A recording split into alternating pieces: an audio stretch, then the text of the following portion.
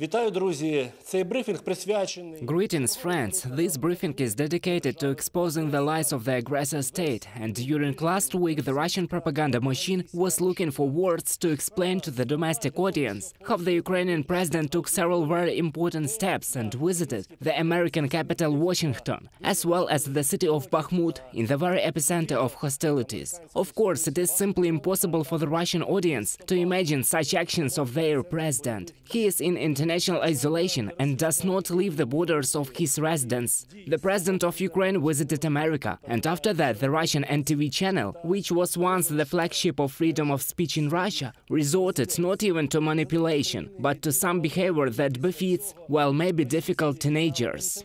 They criticized the president of Ukraine as the leader of the UGIL organization, thus trying to draw parallels with ISIS, the terrorists of the self-proclaimed state. Well, this once again shows the total nervousness of the propaganda machine, which cannot find the words to properly communicate the breakings of the president of Ukraine in the international direction. As far as terrorists are concerned, there is only one, an aggressor state that attacking Ukraine, killing civilians. In the same way, Russian propagandists resort to frankly rude attacks on the Ukrainian government delegation, in particular commenting on one of the members of the delegation of the Minister of Foreign Affairs, Dmytro Kuleba, who was wearing sneakers of the New Balance brand. Propagandist Solovyov said that these were sneakers with the logo of the war, the letter Z.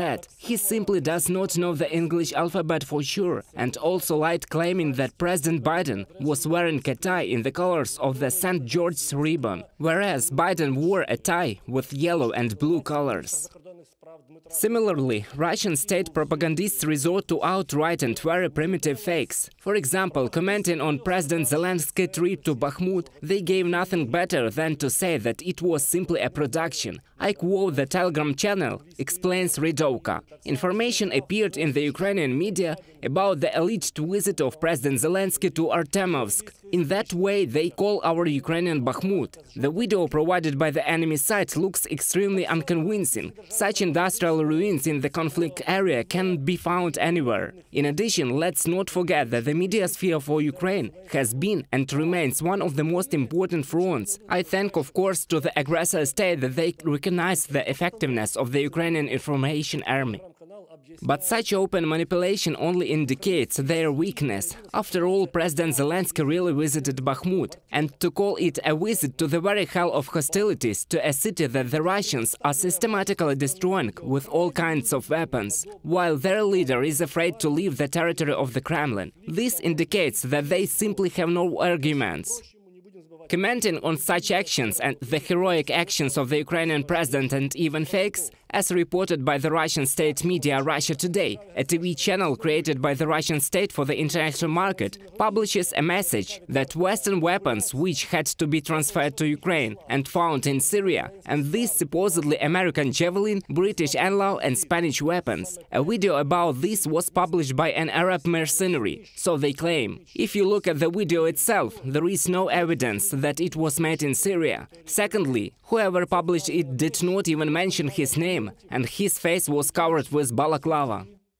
We are dealing with another information and psychological special operation designed to prevent Western weapons from coming to Ukraine, because they can allegedly get to terrorists in the Middle East. This is nonsense, and repeated studies have proven that weapons from Ukraine do not disappear in this unknown direction and are used for their intended purpose. A few more fakes by Russian state propagandists. Thus, the state RIA Novosti quotes Defense Minister Shoigu, who claims that during the special operation, as they call the war unleashed against Ukraine. So during the special operation, the Russian military achieved the lowest mortality rate in history of military medicine. It is worth recalling that the number of dead Russian servicemen has already exceeded 100,000 people. If this is the lowest mortality rate in Russia, it proves once again that they do not count their own military personnel at all and are ready to kill them on the battlefield in the war they started against Ukraine and have not achieved any of their goals.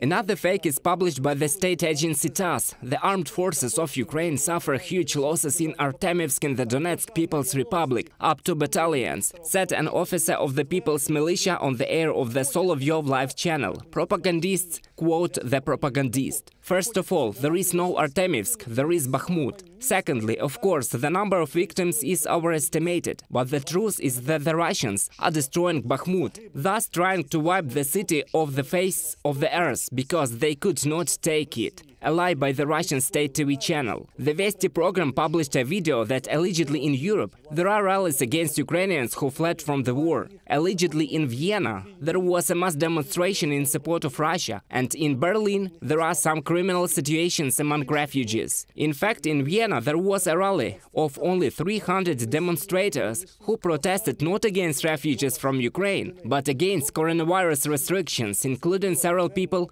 with Russian flags. And the case of the alleged violence among refugees in the accommodation center in Berlin is only one, and is also another example of fake news aimed at causing distrust among Europeans to Ukrainians and to reduce support for our citizens.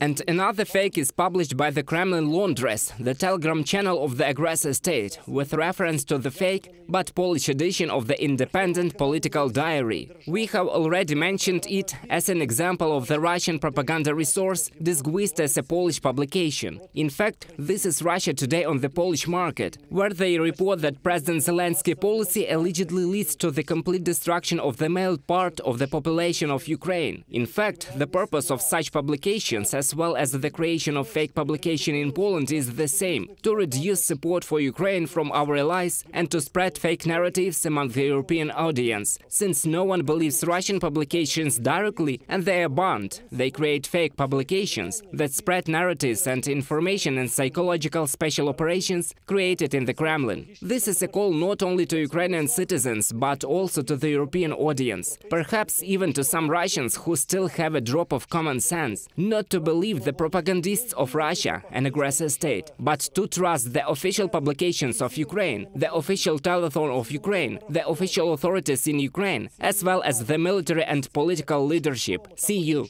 Керівництво. До зустрічі.